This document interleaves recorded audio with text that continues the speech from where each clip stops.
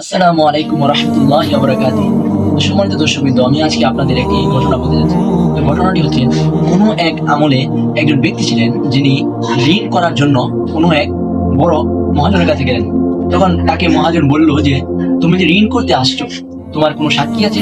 তখন সেই ব্যক্তি বলল, আমার কোনো সাক্ষী নেই, আমার সাক্ষী একমাত্র আল্লাহ। তখন তিনি বললেন, তাহলে তুমি একজন তাহলে তুমি একটা ডকুমেন্টস আনো, যাতে তোমার তোমার যাতে আমি ঋণ দিই, তারপরে তোমার কাছে ঋণটা নিতে আমার কাছে সুবিধা হয়। তখন সেই ব্যক্তি বলল যে, আমার কাছে এরকম কোনো ডকুমেন্টস নেই, আমার কাছে শুধু আছে আমার এক আল্লাহ। তখন সেই মহাজন তাকে 1000 দিনার ঋণ দেয়। তো সেই ব্যবসায়ী এই 1000 দিনার নিয়ে সে আবার ছিল মানে সমুদ্র পথে সে ব্যবসা করতো। তো সে এক দেশ থেকে অন্য দেশে সমুদ্র পথে যাতায়াত করতো। তো সে সময় নিয়েছিল 6 মাস। তো মহাজন বলেছিল যে 6 মাসের মধ্যে তার টাকা যেন ফেরত দেয়। তো দেখতে দেখতে এরকম ভাবে 6টি মাস কেটে যায়। তো সেই মহাজন সেই নদীর পাড়ে এসে দাঁড়িয়ে থাকে যে কখন সেই ব্যবসায়ীর জাহাজ আসবে। আর অন্যদিকে সেই ব্যবসায়ী সে কিনা সে সেদিন জাহাজ আসতে ছিল, কিন্তু সেদিন জাহাজ সমুদ্রে ঝড় থাকার কারণে জাহাজ আসা বন্ধ ছিল।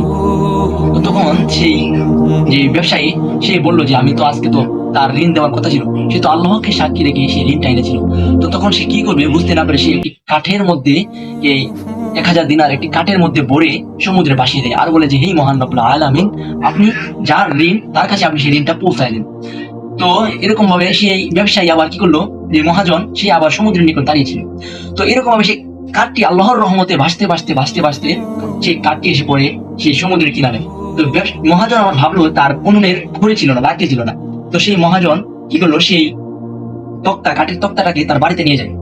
নিয়ে যখন চুলার মধ্যে যখন দেয়, তখন তার মধ্য থেকে 1000 দিনার বেরিয়ে আসে। যখন সেই ব্যবসায়ী তার কাছে 1000 দিনার তার কাছে সেই আমানত রেখে দেয়।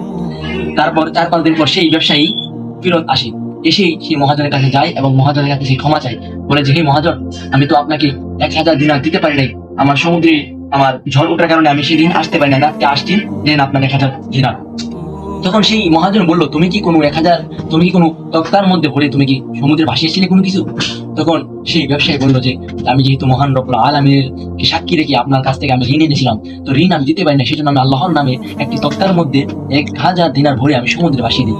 তখন সেই মহাজন বলে, আল্লাহর রহমতে সেই তক্তাটি আমার কাছে এসে পৌঁছেছে, আমি সেদিনই তোমার ঋণ পেয়ে গেছিলাম।